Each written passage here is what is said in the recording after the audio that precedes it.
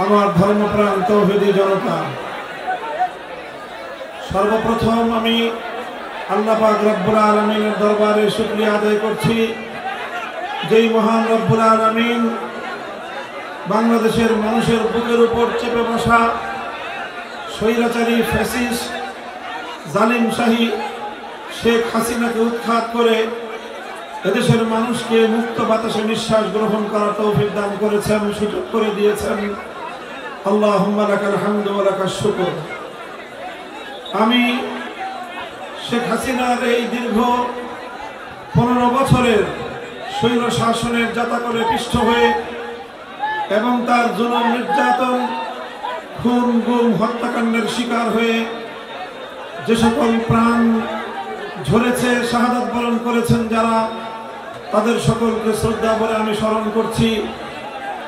2009 সালের পিলখানা ট্রাজেডিতে শাহাদাত বরণকারী 57 জন দেশপ্রেমিক সেনা কর্মকর্তা, 2013 সালের 5ই মে শাপলা চত্বরে নবপ্রেমিক তৌহিদি জনতার উপর রাতের অন্ধকারে গুলি চালিয়ে হত্যা করা হয়েছে যে সকল বীর শহীদদেরকে। 2013 সালে আল্লামা সাঈদী রাহিমাহুল্লাহর বিরুদ্ধে মন গড়া নাটক মঞ্চস্থ করা, মৃত্যুদণ্ডের রায় ঘোষণার পর কোরআন প্রেমিক জনতা বাঘ ভাঙ্গা জোয়ারের মতো রাজপথে নেমে আসলে পাখির মতো গুলি করে শতাধিক কোরআন প্রেমিক জনতাকে হত্যা করে স্বৈরাচারী জালিম শেখ হাসিনা। 2021 সালে বাংলাদেশের স্বাধীনতার সুবর্ণ জয়ন্তী উদযাপনকালে ভারতের গুজরাটের কসাই খ্যাত নরেন্দ্র মোদীকে বাংলাদেশে এনে এদেশের মুসলমানদের হৃদয়ে আঘাত করার প্রেক্ষিতে হেফাজতে ইসলাম বাংলাদেশের প্রতিবাদী মিছিলে ব্রাহ্মণবাড়িয়া, হাটহাজারী সহ দেশের বিভিন্ন অঞ্চলে নির্বিচারে গুলি করে হত্যা করে 25-30 জন হেফাজতের নেতাকর্মীকে।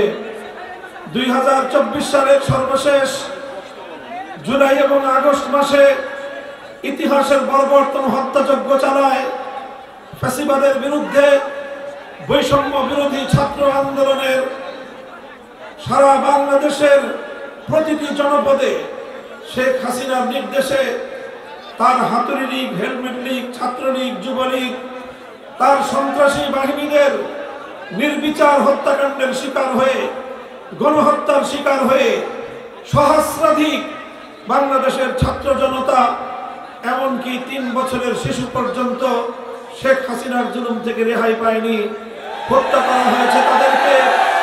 বাংলাদেশের মানুষের ট্যাক্সের পয়সা দিয়ে কেনা, দেশ এবং জনগণের নিরাপত্তার দায়িত্বে নিয়োজিত হেলিকপ্টারগুলোকে ব্যবহার করে আকাশ থেকে গুলি করে নির্বিচারে হত্যা করা হয়েছে বাসা বাড়িতে অবস্থানরত নারী পুরুষ নির্বিশেষে সকল মানুষকে।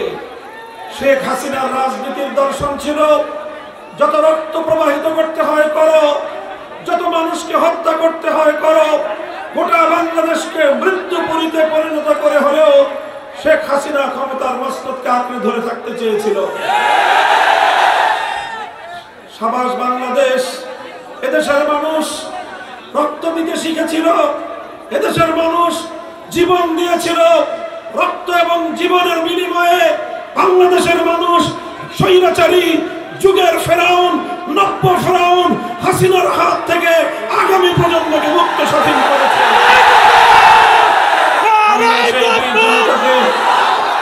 আমরা সেই বীর জনতাকে সশ্রদ্ধ সালাম জানাই, তাদের রুহের মাগফিরাত কামনা করি এবং আগামী জাতির নেতৃত্ব, আগামী প্রজন্মকে বলতে চাই, আমরা যদি বৈষম্যহীন বাংলাদেশ গড়তে না পারি তাহলে এই সহস্র প্রাণের কাছে বাংলাদেশ একটি বিশ্বাসঘাতক জাতি হিসেবে পরিচিত হয়ে যাবে।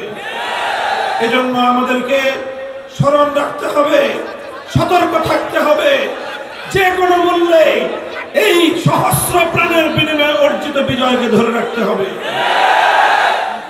সংগ্রামী সাথী ও বন্ধুগণ, আপনাদেরকে মনে রাখতে হবে বিজয় এবং স্বাধীনতা অর্জন করা যতটা কঠিন, বিজয়কে ধরে রাখা, স্বাধীনতাকে ধরে রাখা তার চেয়ে বড় কঠিন। আমাদের অতীতের অভিজ্ঞতা খুব ভালো নয়।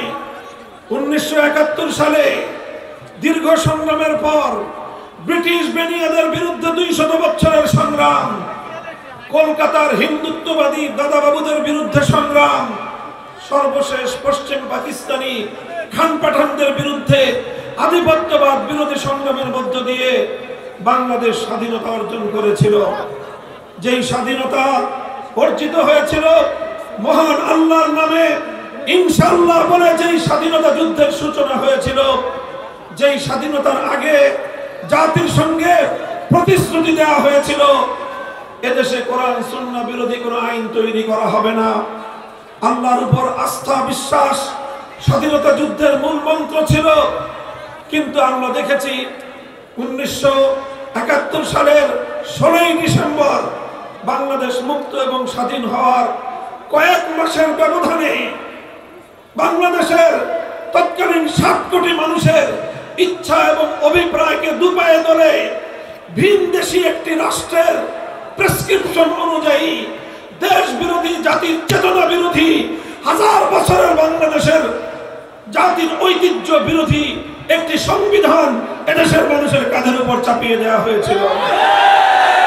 আর এভাবেই আমাদের 71-এর এবং 71 পূর্ববর্তী দীর্ঘ সংগ্রাম, দীর্ঘ লড়াইয়ের চেতনাকে, ঐতিহ্যকে ছিনতাই করা হয়েছিল।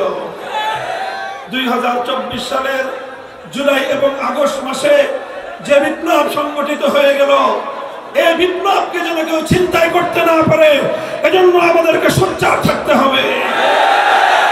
মনে রাখতে হবে, শেখ হাসিনা 50 বছর রাজনীতি করেছে। শেখ হাসিনার রাজনীতি ছিল প্রতিশোধের রাজনীতি, শেখ হাসিনার রাজনীতি ছিল বিভাজনের রাজনীতি, মুক্তিযুদ্ধের নামে ব্যবসার রাজনীতি। অথচ শেখ হাসিনার পরিবারের কোন সদস্য মুক্তিযুদ্ধে শাহাদাত বরণ করে নাই, তার কোন সদস্য রণাঙ্গনে মুক্তিযুদ্ধ করে নাই। অথচ তারা এই মুক্তিযুদ্ধের সোল এজেন্ট সেজে বাংলাদেশকে 2 ভাগে বিভক্ত করে যখন তখন যাকে ইচ্ছা তাকে রাজাকার ট্যাগ দিয়ে দেশটাকে ধ্বংস করার পায়তারা করেছিল। এদেশের মানুষ যখনই অধিকার আদায়ের জন্য তারা কথা বলার চেষ্টা করেছে, এদেশের মানুষ যখন প্রতিবাদ করেছে, দেশের মানুষ যখন অন্যায়ের বিরুদ্ধে রুখে দাঁড়াবার চেষ্টা করেছে, দেশের মানুষ যখনই ফ্যাসিবাদের বিরুদ্ধে রুখে দাঁড়াবার চেষ্টা করেছে, শেখ হাসিনা তখনই তাদেরকে রাজাকারের বাচ্চা বলে গালি দেওয়ার পায়তারা চালিয়েছে। এভাবেই শেখ হাসিনারা একদিকে মুক্তিযুদ্ধকে পুঁজি করে দেশকে বিভক্ত করার রাজনীতি করেছে, আরেকদিকে সংখ্যালঘুদেরকে নির্যাতন করে তাদের অধিকারগুলো কেড়ে নিয়ে বাংলাদেশে একটি বিভক্ত সমাজ গঠন করার, একটি দেশকে বিভক্ত করার পায়তারা চালিয়েছিল।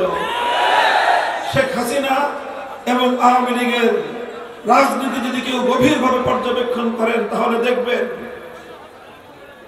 রাতের বেলায়, রাতের অন্ধকারে সংখ্যালঘু হিন্দু বৌদ্ধদের তাদের উপাসনালয়, তাদের বাড়িঘর, তাদের ব্যবসা প্রতিষ্ঠানে রাতের বেলায় অন্ধকারে কালনাগিনী হয়ে ছবল মারত, দিনের বেলায় ওঝা হয়ে থাকতে আসতো।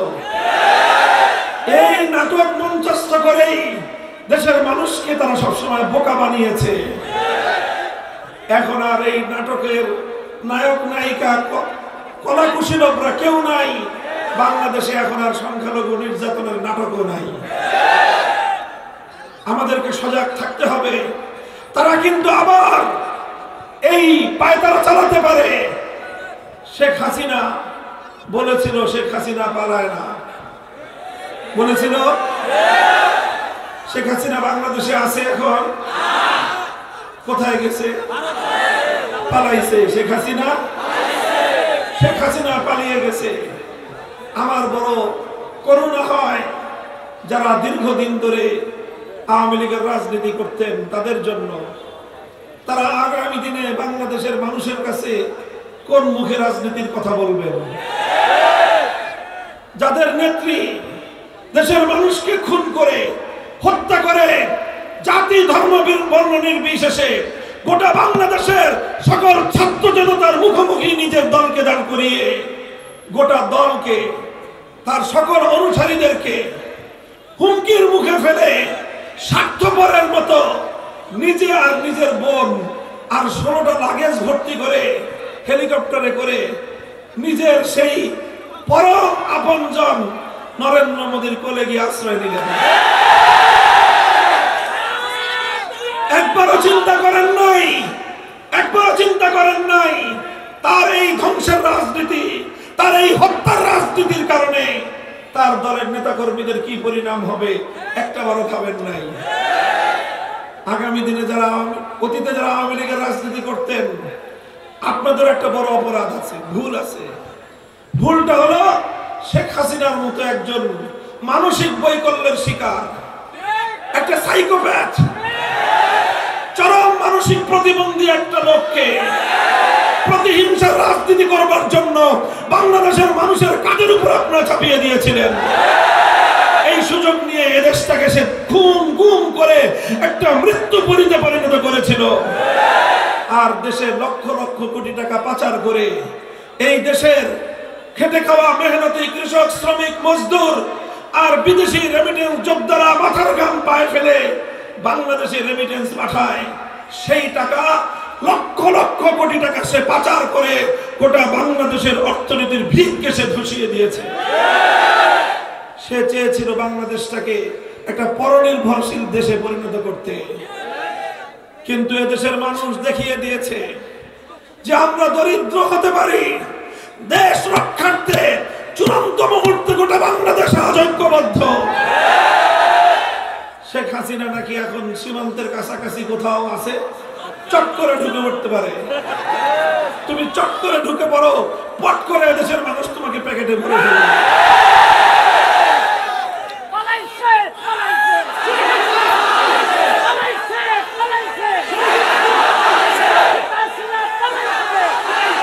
সংগ্রামী সাথী ও বন্ধুগণ, এখন আমাদের অনেক দায়িত্ব এখন অসমাপ্ত রয়েছে। শেখ হাসিনা, তার পতিত সরকার এবং 15 বছর ধরে শেখ হাসিনা বাংলাদেশে বসে দেশ বিরোধী যে রাজনীতি করেছে, পর্দার অন্তরালে শেখ হাসিনার ষড়যন্ত্রকারী পরামর্শদাতা যারা ছিল তারা কিন্তু নীরবে বসে নাই।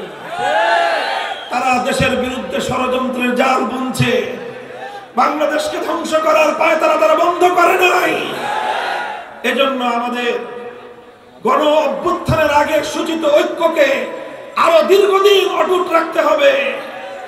বিরোধী সকল দলগুলো যারা বিগত 15 বছর শেখ হাসিনার জুলুম এবং অত্যাচারের শিকার হয়েছেন, বিএনপি, জামায়াতে ইসলামী, ইসলামী আন্দোলন বাংলাদেশ, খেলাফত মজলিস, বাংলাদেশ খেলাফত মজলিস, জমিয়ত উলামা ইসলাম, অধিকার পরিষদ সহ এনডিপি, এলডিপি সকলের প্রতি আমার উদাত্ত আহ্বান থাকবে, এত দ্রুত শেখ হাসিনা পরবর্তী বাংলাদেশে নিজেদেরকে নিরাপদ ভাবার অবকাশ নাই।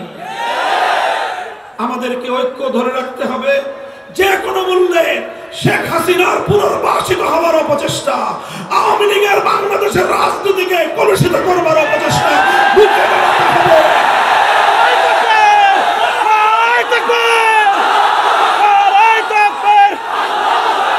অপশক্তি কোনোভাবেই যেন বাংলাদেশে আবার সাম্প্রদায়িকতার বীজ বাষ্প ছড়াতে না পারে, সেই জন্য আমাদেরকে সোচ্চার থাকতে হবে।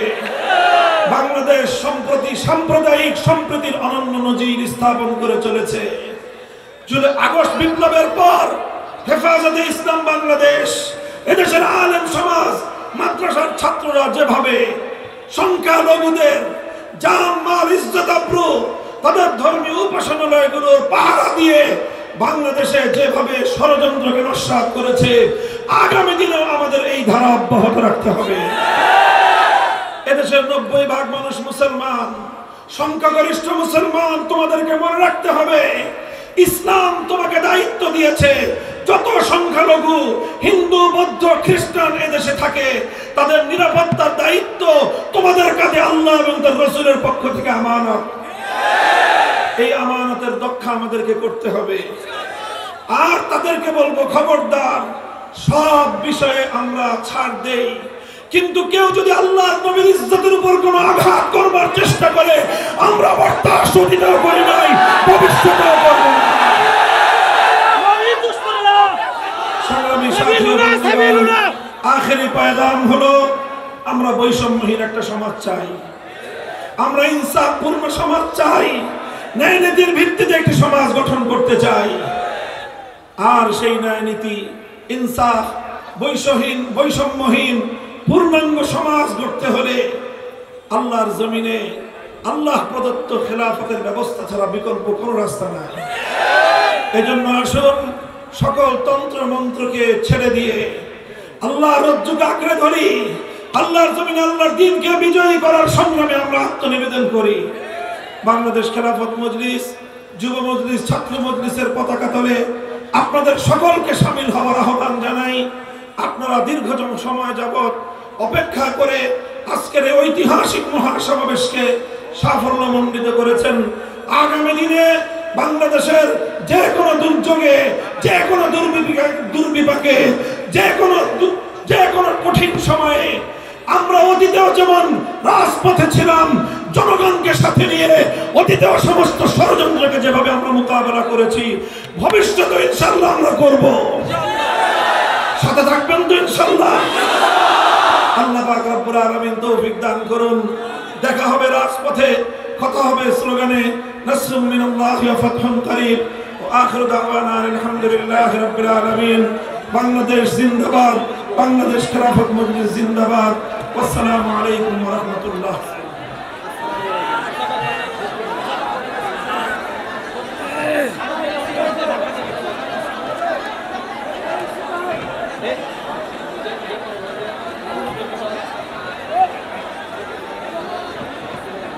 সম্মানিত তাওহীদি জনতা, আমরা হুজুরকে, সম্মানিত মুসল্লিয়ান ইকরাম, সম্মানিত তাওহীদি জনতা, আমরা আমাদের মেহমানের সঙ্গে মুসাফা করার চেষ্টা করব না। মেহমানের আরেকটা বড় প্রোগ্রাম আছে, রংপুর হেফাজতে ইসলামের বিভাগীয় প্রোগ্রাম।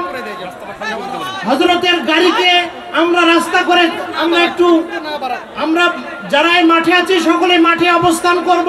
হযরতের গাড়ি